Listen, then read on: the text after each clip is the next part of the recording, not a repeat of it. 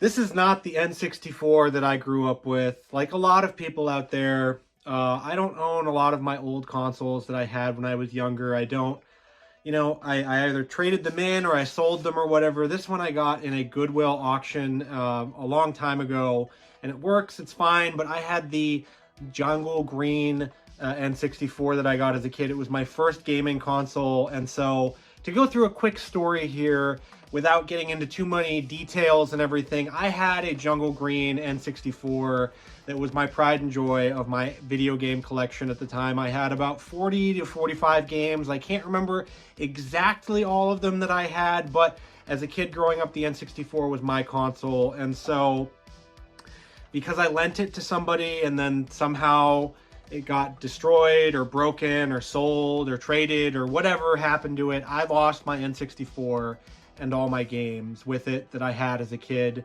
And so it's tough to go through and to think about those memories that I don't have anymore in my, my personalized copy of Mario 64 and all of that. But it's just crazy to think that the N64 is really just a memory at this point. And so mine, I hope somebody's out there with my jungle green one. I have to replace it eventually, but those are about, I don't know, as of recording this video, about $200 to get one. But the original N64 that I have here is nice because it's the base model, but this is the journey that I'm going to be going on with the Nintendo 64. And so this is my small Nintendo 64 collection that I have going here.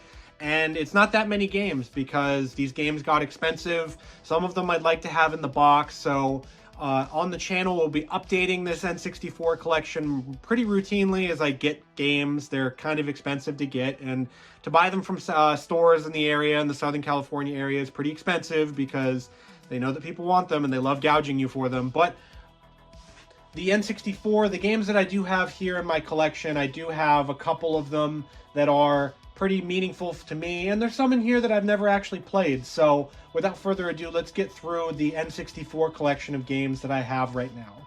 Starting off the top, if you've seen some of my YouTube shorts, we've got two of the most expensive games in my collection here, and we've got Snowboard Kids 1 and we've got Snowboard Kids 2. Snowboard Kids 1 and 2, I originally went to a gaming convention in Southern California to get them, and I got Snowboard Kids 1 thinking it was Snowboard Kids 2. So what ended up happening was I went and I bought this one, and I thought, oh wow, I got home and I popped it in and I was like, this isn't quite what I remember. I remember the title music being different and everything, and then I remembered, oh, that's right, I needed to get Snowboard Kids 2. And so I had to track this one down on the Goodwill website, which was a pain in the ass, but we got it, and it's not boxed or anything. I'm not too much into a boxed collector for the N64. For some of them, I'm probably going to end up getting the box. For others, like Conker's Bad Fur Day and stuff like that, I'm probably just going to end up with the cartridge. But for now, Snowboard Kids 1 and 2 are great. They're great little racers you can play with your friends. Snowboard Kids 2 is a little better than the first one. It's got more RPG elements and stuff like that. But you can see the cartridge here for this one is pretty immaculate. It's got a little ding up at the top of the sticker there. But other than that, Snowboard Kids 2, fantastic, and Snowboard Kids 1, also really great. Next up, we have another game here that is a 2-for in the N64 collection. So we've got Pokemon Stadium 1 and Pokemon Stadium 2. This one is fairly inexpensive and easy to find. This one is a little bit harder, which I was surprised by because I remember playing this when I was a kid, and it's awesome. It's got the two-toned cartridge, so you've got the N64 gray on the bottom and then the gold on the top for the gold and silver for Johto. But Pokemon Stadium 2 and Pokemon Stadium 1 really taught a lot of people how to play Pokemon. They taught them how to make teams and how to do everything in the game, and so these are just fantastic. Pokemon Stadium 1 is a little bit different than Pokemon Stadium 2 because you have more Pokemon from the Johto region in this one, and this is just the original 151. I do remember as a kid, I got to track down the strategy guides or whatever magazine I had that I saw in Pokemon Stadium 2 when you get to the Mewtwo section of the game, how scary it looked on screen. And I haven't gotten to that point yet in Stadium 2. I've been playing this one, but these two are great if you love Pokemon, if you're a Pokemon fan. You can't really go wrong with these two. And the mini games in these, oh my god, the mini games are fantastic. So make sure to check out Pokemon Stadium 1 and 2 if you love Pokemon, and if you love minigames and you don't love Mario Party for whatever reason. These are great ones to play with your friends. Duke Nukem is one of my favorite video game characters of all time. He's just iconic as a whole, as a character. He's just larger than life and everything. I love Duke Nukem. Duke Nukem 64, on the other hand, here on the N64, I actually haven't played this one. I haven't played Duke Nukem 64 because I just haven't had the time to pop it in. I really like Duke Nukem. Forever is kind of a soft spot in my heart, but it's not a very good game. But Duke Nukem 3D is fantastic. I own that on a million different consoles now. Duke Nukem Time to Kill on the PlayStation. I don't own that one, but I have so many good memories of playing that with my cousin, and just, I got to get that one in my PlayStation collection. We'll get to that one eventually. I've got quite a few PlayStation games down there. But Duke Nukem 64, I'm going to have to pop this one in one of these days. And I got this from my friends for my birthday one year, and they, you know, it's a really great birthday present. They wrapped it up really, really tight, so I knew it was an N64 cartridge. But this is the real deal, and Duke Nukem 64, let's hope it's a good one. I made a YouTube short about Diddy Kong Racing, and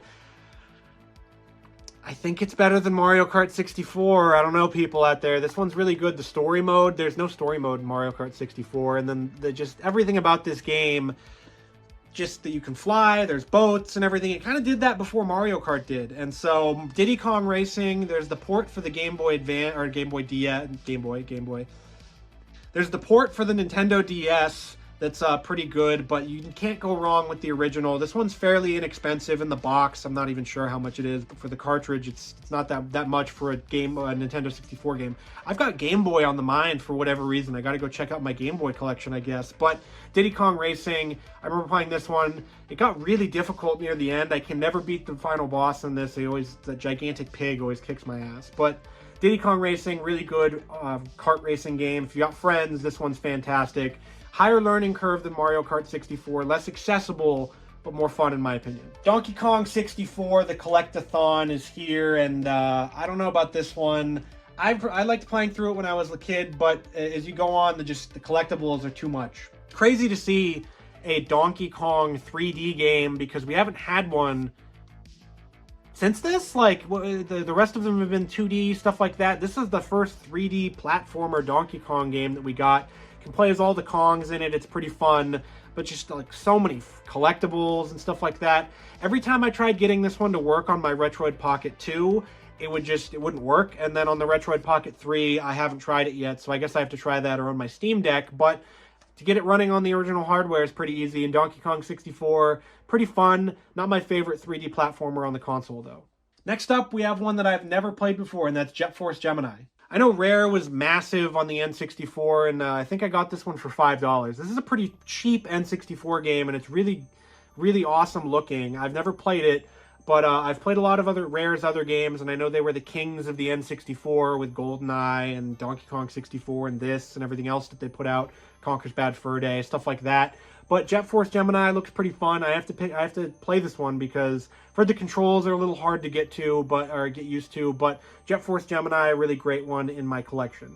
Before we get to the last game in my collection, I have an oddity here that was on my shelf in my room. But we've got a Hollywood Video case for Yoshi's Story on the N64, and this one it has the manual glued in. So I do own the manual for Yoshi's Story. And the cartridge would go right there. I don't own the cartridge for Yoshi's Story. I let my sister borrow it, and she never gave it back. But we've got a 5-day rental for $5 from Hollywood Video here, so that's a cool thing to have, and got to get Yoshi's Story and put it in this case. As for the last game in my collection, we've got Star Wars Shadows of the Empire in the box. Box is beat up, but I could not pass this up. Star Wars Shadows of the Empire is my favorite Star Wars anything out there. It was supposed to be a book, action figure line, comic book, video game, basically everything that would go into a Star Wars movie these days without the movie. It introduced us to characters like Dash Rendar and Shizor and everybody in the comic books in the book. The book by Steve Perry is great. If you haven't read it out there, go check it out. Hopefully we get Dash Rendar in live action at some point because he's just too awesome to not have. But yeah, this box is beat up.